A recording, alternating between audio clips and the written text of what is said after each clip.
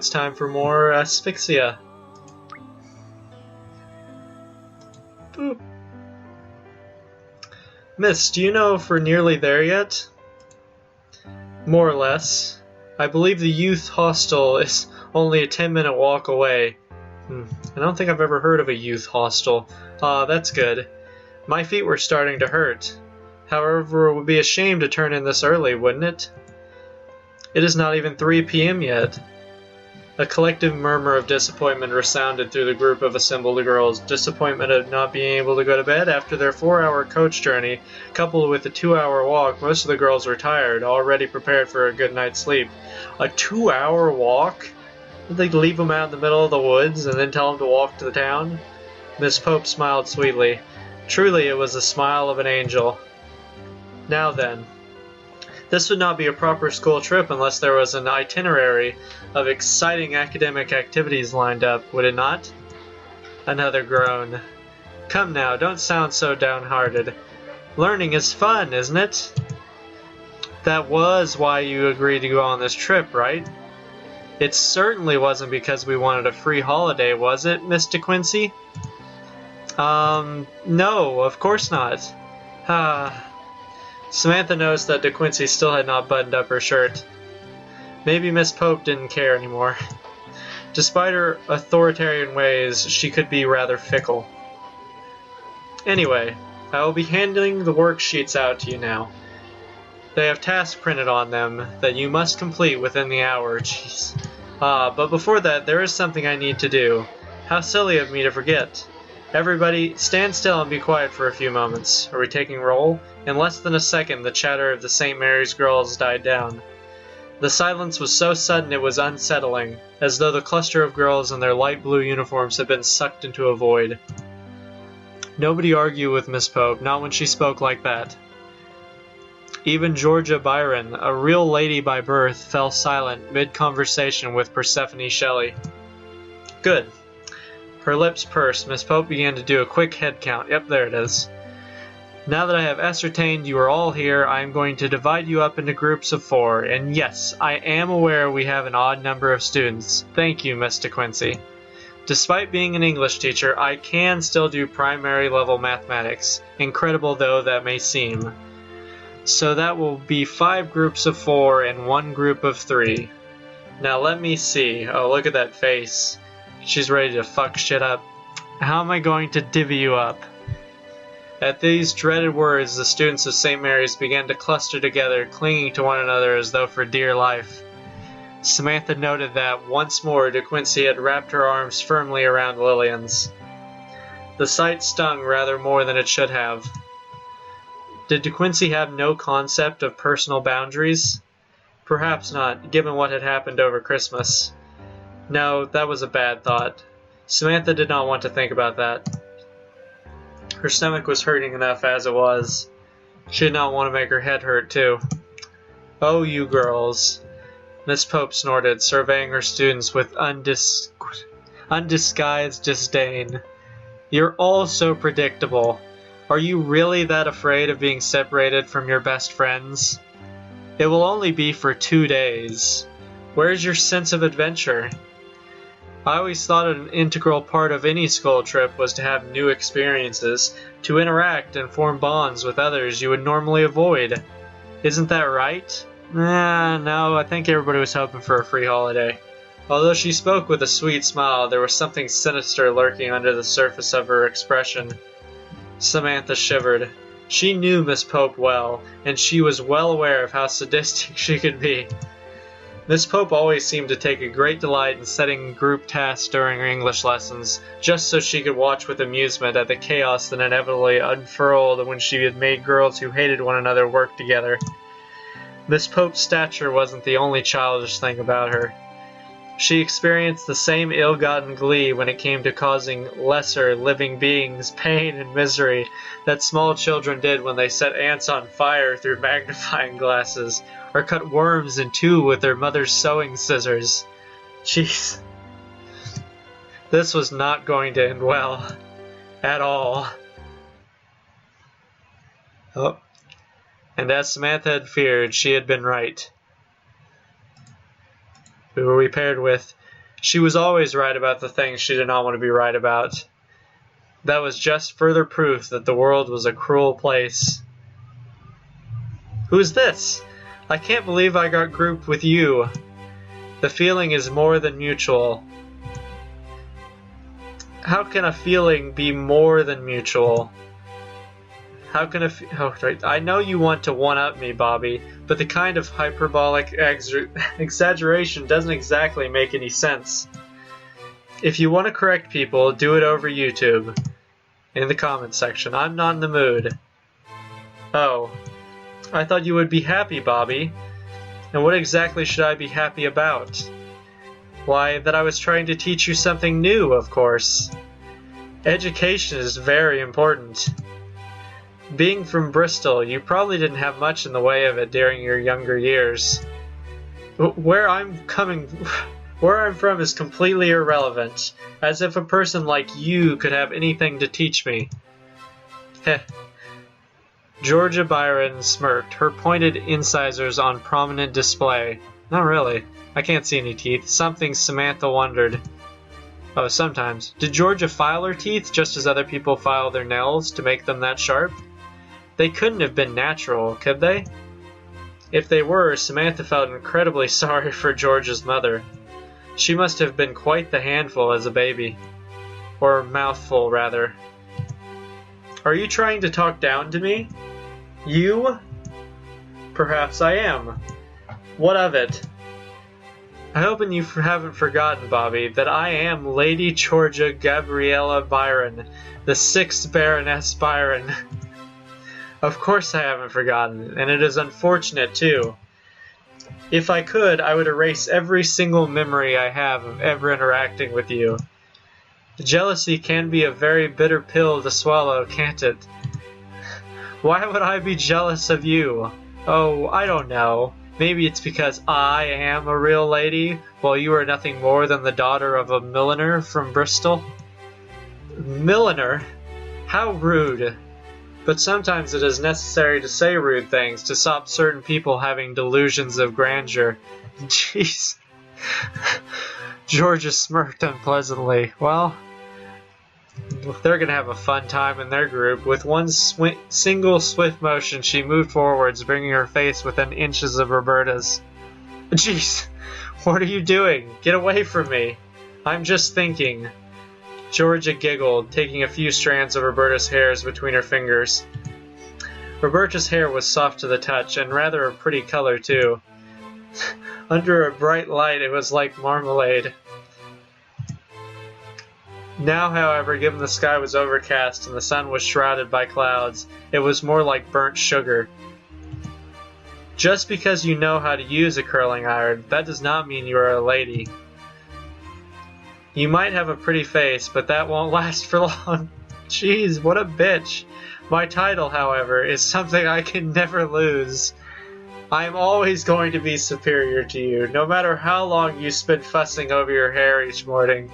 So if I were you, I would think a little bit more seriously about how you address me in the future, my dear Roberta. And with another poisonous giggle, Georgia released her hold on Roberta's hair. It was what? Exciting? Jeez, thrilling? Did it make your heart skip a beat? No, it wasn't. You pushed it too far this time, Byron. I know I did. It's what I do. The real question is, how are you going to respond? I await with bated breath for your, no doubt, incredibly witty response, and there's nothing we can even do to affect this situation. Very witty. What was that? I didn't hear you.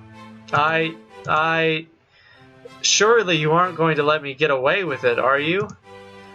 You have to say something. If you don't, it will only confirm my saddest suspicion that you really are an insipid bore with no capacity for imagination.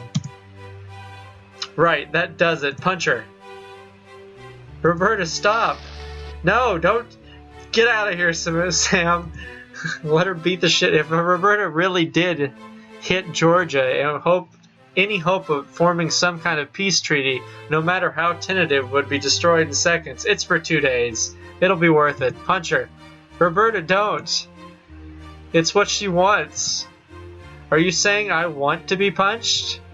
You think I'm a masochist like you? Let her punch her. I just dislike confrontations, that's all. Especially when they are as needless as this. We will not get anything done this way, and I do not want to watch you two abuse each other. Samantha had to think very carefully, wording her sentences with precision. Georgia was the kind of person to pick up on the smallest of openings in conversation, and then exploit and open them up for her own amusement. Unfortunately, Foo-Foo, you would prefer it if you were the only being abused instead, right? She had not been careful enough. Isn't that why you've been chasing after Lillian for so long, even though she no longer wants anything to do with you? Either let Roberta punch her, or just ignore her, just walk away. Samantha winced. Lillian was a painful subject matter, and having it dredged up like this, when she had been trying so hard to push it to the very back of her mind, smarted. I don't know why you like Lillian so much myself. I have always thought she is exceedingly pompous and self-serving. She irritates me. Everyone irritates you, Byron. Then perhaps, though it pains me to admit it, we have a few things in common after all. Sam, on the other hand, you just can't help yourself, can you? Lillian could break all your fingers and you would still thank her for it. Don't you think that's kind of pathetic? The insults leveled at herself did not hurt Samantha. She often thought far crueler things about herself, but those directed at Lillian did. Why should we defend Lillian? If we defend Lillian, I think it'd just give Georgia the satisfaction here. So, though I'd like to say something other than nothing, I'm not going to defend Lillian and give her the satisfaction. She could not simply stand there while Georgia insulted Lillian, could she? Yes, she could. Samantha looked at the ground, rendered mute by Georgia's merciless criticisms. How could she respond when a small, mutinous part of her being, a part she did not want to admit she possessed, thought Georgia had a point? It was true, Lillian could be pompous and she could be self-serving. She was cold and she was distant. Samantha had thought these things before, and more besides. The only difference was, unlike Georgia, Samantha would not say such things out loud. She could not. She loved Lillian too much for that. Georgia snorted.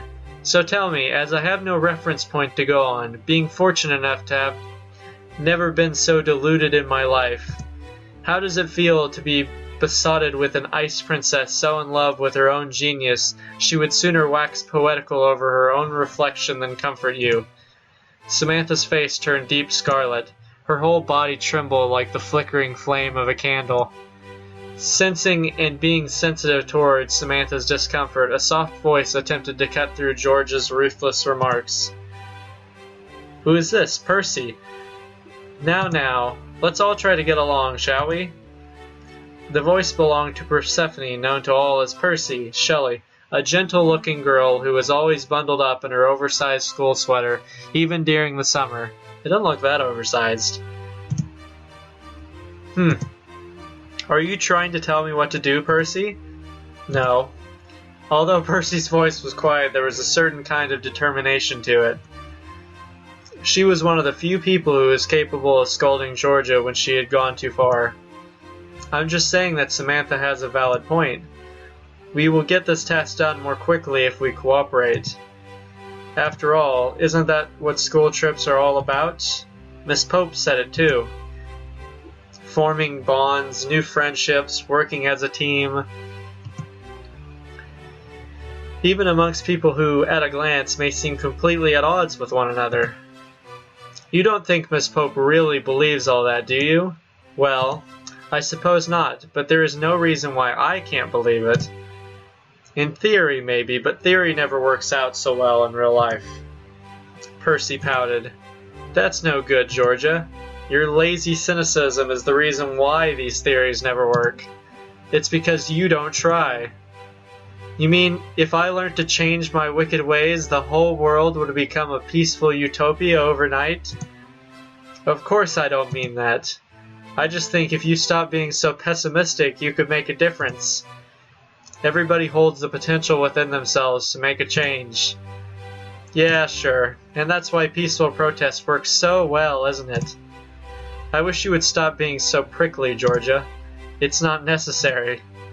Yes. For a so-called lady, you aren't very good at remembering your manners, Georgia. Oh, do be quiet, Bobby. Your voice grates on me. Samantha surveyed the other three girls with a not entirely unfounded sense of trepidation. Of course, well, we did get our best friend in the group, so that's good. George is a bitch. Percy seems fine. From what we've seen so far. Only because it's kind of the enemy of my enemy is my friend. Of course Miss Pope would put them together in such an obvious dysfunctional study group. Everybody knew just how much Georgia and Roberta hated one another. Their intense animosity was a popular subject of gossip among the girls of St. Mary's, as the two competed over almost everything. Roberta couldn't even stand to be in the same room as Georgia, while Georgia delighted in trailing Roberta around like a poltergeist, always appearing whenever Roberta was at her lowest just to poke fun at her. Georgia seemed to delight in spreading misery and discord wherever she went. She was the kind of person who thrived on bitterness and hatred, just as flowers could not photosynthesize without the sunshine. Got a lot of metaphors here, don't we? Unfortunately, because Samantha spent so much time in Roberta's company, Georgia's dislike of Roberta was often reflected upon Samantha too. And to think, once Samantha had entertained notions that this field trip might have been enjoyable. Well, that was one delusion that had been thoroughly dashed. Well, so much for our field trip. Oh, good. And we'll get to talk to Percy. Alright. Get to find out more about Percy. We'll find out more about Percy next time. Because right now the trip's gone to hell. Later.